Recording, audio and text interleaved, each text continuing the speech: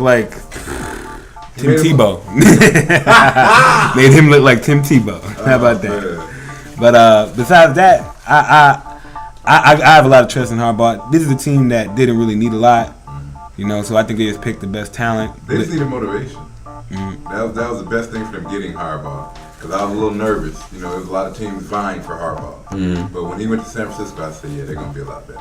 Yeah. When you look at players like Vernon Davis and how he's turned over and been the player that we all expected him to be. And that defense already is beyond belief. Patrick Willis. They signed everybody back. They signed everybody. They did the smart thing. Everybody's excellent move. Nobody's messing with Patrick Willis. The only problem I have with that Niners defense is maybe that the cornerbacks could get better. I'm not a big fan of their cornerbacks, but besides that, it's great. But their front end is so strong. Yeah, sure. I can play cornerback. yeah. Well, you see, I don't know too much about this player, AJ Jenkins. It kind of caught me off guard. Your guess is as good as mine. But you know what? Illinois has a way of putting out prospects that you know nothing about because they're an offensive-based team. Illinois has never been known for their defense. They've been known for outscoring people. Right. So we shall see. And then they got a lot of competition at receiver because they got Randy Moss, they got Crabtree. Ginn. We still have. No, they got rid of Ginn. They got what's his name from the Giants? Oh, Manningham. Went out and they still have the other kid they drafted last year. Yeah. Oh, I forget his name. I know exactly what you're talking about. Yeah, they have another kid there. It'll be a good competition at receiver in a good way. But I think Randy Moss is going to give us one more spectacular season before he calls it all over. I think he's going to do it. If Alex Smith can get that ball up there. Alex Smith proved that he could throw the ball deep enough. But everybody knows there's no more of a dangerous player than a motivated Randy Moss. Because that's his whole plight, is his motivation. Yeah. It's not his physical tools, because he has it. It's motivation. Okay. Well, at number 31, we have the last pick of the first round. The last trade, I should say, in the first round. The Bucks got this pick from the Patriots through the Broncos. And they took the running back from Boise State, Doug Martin.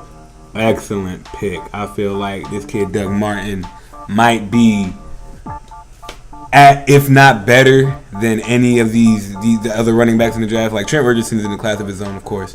Doug Martin can be a legitimate starter in the NFL. I think he has excellent speed. I think he has excellent power. He's a very good runner. And a good receiver, too. And I think that the Bucks, LeGarrette Blount is very one-dimensional. He's not a good receiver out of the backfield. He has trouble. Oh, he's upset about this pick. Yeah, he is. He's very upset, which he should be, because it's going to make him work harder, which it should, because he needs to work on his blocking as well. Oh yeah. Josh Freeman took a lot of hits because of LeGarrette Blount. Yep. I watched him miss blitz pickup, and he'll fall to the ground and make it look good. Yeah. No, bro, you missed that block. You missed that block, brother. Well, Doug Martin, coming from Boise State, another program that's intent on bringing up players who are pro-ready. Right. I feel like a lot of pro-ready players come out of Boise State in the last couple of years. Oh yeah. So he should be fine. He should be competing for that starting job. I love the pick because I sincerely believe that they moved up to take this pick away from the number 32-32nd pick, the New York Giants, who wound up having to take David Wilson, running back from Virginia Tech. But I really believe that they wanted Doug Martin in the worst way. Oh, yeah. And the Bucks went and beat him to him. I still like David Wilson, though. I think David Wilson's a solid runner. That's not a bad pick. He'll fit into their program instantly. And with Brandon Jacobs gone in San Francisco. The rich get richer. And what's his name? Ahmad Bradshaw shooting bone marrow in his foot. Yeah. I don't know what he's thinking. Well, I think it's good for that power scheme. They're a power team. It's good. Nice pickup. All right. Well, that concludes the first round. So now we get into our specific teams. And Lou, I am dying to hear what you have to say about the JETS, Jets. Well, my biggest problem with the so-called analysts, this pick has been almost universally vilified by every one of them. ESPN, NFL Network. This Quentin Coples at number 16. He's been accused of laziness, underachieving, giving up on his team. I have a totally different perspective on it. At 6'6", 285, I think the player, first of all, he had no business being there, number 16. Up until about a month before the draft, everyone pretty much projected him to be a top 10 pick. But again, everybody fell in love with Chandler Jones and Melvin Ingram. Shout out to Mr. Ray Lucas. Melvin Ingram better get 10 sacks, my brother. Or else you're going to hear from me. It's going to be an issue. All right? But in this case, they did not pick need. They took the talent. They took the player. And I don't see the laziness that everybody else sees in the tape. Neither do I. 7.5 sacks. I don't think that, and 15 plus tackles for loss. I don't think he has to apologize for anything. And I think with all the craziness and the mayhem that was going on in North Carolina at the time, throughout his tenure there, I think he did a great job. And I think he's going to be a big factor for our team. In fact, I think he's going to change our defensive scheme to a certain extent, where you're going to be able to put Mike DeVito, Sione Bua, Coples, and Muhammad Wilkerson in a 4-man front during, when you want to rush the passer, and they're going to have to deal with us. Oh, yeah. They're going to have to deal with us. Yeah, the Jets will be improved defensively, hands down. Y'all made some good moves.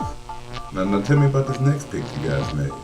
Woo! Well, this brother is from Lithonia, Georgia, and the Jets moved up for him, and I don't blame them, because when you get the combination of size and speed that Stephen Hill, the wide receiver from Georgia Tech, brings, you got to go out and get him, and they sure did. This brother's 6'4", 215 pounds, and he ran a 4.3 640 at the combine. Too fast. And by the way, he jumped a 39.5 vertical jump. Yeah. So at 6'4", jumping about 40 inches in his vertical jump, there's nobody that's going to out-jump him in this league. No. For the ball when it's thrown down to him. A lot of people, again, were mixed about it, mainly because the Jets picked him. If Belichick had picked him, it would have been the perfect move of all time. But you guys are the villain, man. Oh yeah, and that's all right. We're used to that. I just wish somebody would have the balls to say, we don't like New York and we don't like the Jets, so we think everything they do sucks, which is basically what is the real deal. But they're gonna try to create all the scenarios to try to justify what they're saying. Right. Well, it's hard not to like this kid though. Like you said, 6'4", runs a 4.3. I can't name more than maybe 2 receivers in the last 10, 20 years who produce like that, who's come up big like that. As big as he is, as fast as he is, I only think of 2 guys, Calvin Johnson, Randy Moss. Yep. Those are the only 2 guys I could think who are that big and that fast. That size and that speed. And look at their career. Exactly. Right. And on top of that, he blocks like a demon. Triple option in Georgia Tech, he had to block. He blocked just about every play, so he has that ground and pound's going to get better. Message. He's good. He's gonna be a nightmare for defensive coordinators. Oh, and by the way, everybody who says, well, he's only had 49 receptions in his whole Georgia Tech career, so he doesn't have a lot of experience. He went to Georgia Tech, my friends. Okay, you go to Georgia Tech, you're no dummy. He has the ability to learn. And by the way, he was, I believe, the second draft pick in the entire draft to sign. So he's had his playbook for a good 2 weeks already. And so I think only one player signed before him. It might have been Blackman. I'm not sure who it was, but he was either the first or the second. He was about the second pick in the draft to actually sign with his team. Right. So when he got to the rookie mini camp, he was already signed. The Jets were extremely impressed with him. Some people said he was the best player on the field out there. He really impressed the Jets. I feel like he's going to be a huge difference maker. He's the big receiver that I think the Jets have been looking for the past. That's good. Put some pressure on Santonio. Oh yeah. Make him work. Well, I want to find a cornerback in the AFC East that could check him, including Stephon And of course, Gilmore. you got Revis on him in practice. You can expect this kid to get better. Revis and Cromartie. Neither one of those guys are slouch. He will get better learning from those guys, especially. Yeah. Hopefully he'll stick with learning on the field with Cromartie, not off the field. But on top of that, he has a very engaging personality. Like Chris Berman said during the draft, he never seen anyone look so grateful for being picked. I mean, he came out with the biggest Kool-Aid smile you ever saw. Everybody tried to make it like, well, are you disappointed you didn't go in the first round? He was like, man, I'm just happy to be a Jet. I'm just happy to be on the field. And I'm happy to be here, and I'm happy to be in the NFL. Humble kid. And, oh, yeah. And those are the type of players you hope for. He looks like a really good kid. No attitude problem. No attitude. And like I said, you go to Georgia Tech, you got some brains on you. So I have no problem with that pick. A lot of people were a lot more positive about that pick than Copels. Again, I can't wait for the first whistle to blow, and let's get on the field and get at it. So and real short, the third round pick Demario Davis from Arkansas State. Tell you the truth, I had no clue who the brother was when they picked him. I was like, who? Because Arkansas State is not shown very often down here in Georgia. Right. But when I saw the tape, I said, wow. The first thing came at me was wow, because our linebackers are dinosaur-like in their quickness. Bart Scott and David Harris are as slow as you can get. I mean, once they get there, which might take a quarter or two, they get there in a very bad mood. But the question is, will they ever get there? Well, the Jets draft this year was definitely about getting speed onto the field. And that's this boy brings. Boy, he is nasty. When he gets there in a hurry. And he gets there, when he does get there, he really wants to lay down some pain on people. And I understand from the mini camp that he has very strong leadership qualities. Unfortunately, Rex used the term Ray Lewis in connection with him. No. And everybody jumped all over him, but he was really trying to explain to people that he had the same kind of qualities that Ray Lewis had when he came out of college. And that he saw when he first met Ray Lewis. He didn't coach him his rookie year in Baltimore. He coached him his second year in Baltimore.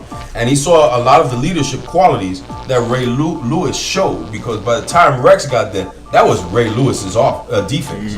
He was running that defense in his second year. And he sees those same qualities in this kid. And not only the fact that the kid's a beast. He's violent. He's a nasty boy. Always good to have more linebackers. And especially on the Jets. We've been needing linebacker and helping them for a minute. And hopefully, I heard that my man from Buffalo that we picked up, his name escapes me now. I'm sorry. Aaron Maben, who led us in sacks last year. He's gotten his weight up to 240. Okay. And he wants to play on a regular basis. He'll be better. He'll be a lot better. They misused him in Buffalo. And the Jets are showing the league that. The Jets are showing the league. There's a lot of players like that. You gotta realize a lot goes into it. It's a lot of scheme specific stuff. A player might not be a bad player, but if you put him on the wrong defense or the wrong offense, they look like shit. And then they get traded and they have Pro Bowl. Then all of a sudden they start showing out. Now, do y'all think? What's y'all feelings on the Tim Tebow pickup for the Jets? I feel like that's the Jets' 4th round pick, because that's what they gave up for Tebow. I feel like their 4th round pick was Tim Tebow. Well, when you look at the rest of the Jets' picks, they are setting up, in my mind, they're setting up 2 offenses. The offense that Sanchez is going to run, which is a traditional, and then the hybrid offense uses to throw teams off, to keep teams honest. Because when you talk about the receiver from Georgia Tech and the running back you guys picked up, Ganaway from Baylor, these guys all fit into an option-like system, and they're used to playing that. So if you plug in Tim Tebow and build a package for these players that you drafted that caters to these options and to these different type of style offenses. I think the Jets they may be geniuses this season. You know, a lot of people aren't looking at it like that, but I know me and Luke talked off air about that. Like, if you look at the way the Jets drafted, they drafted for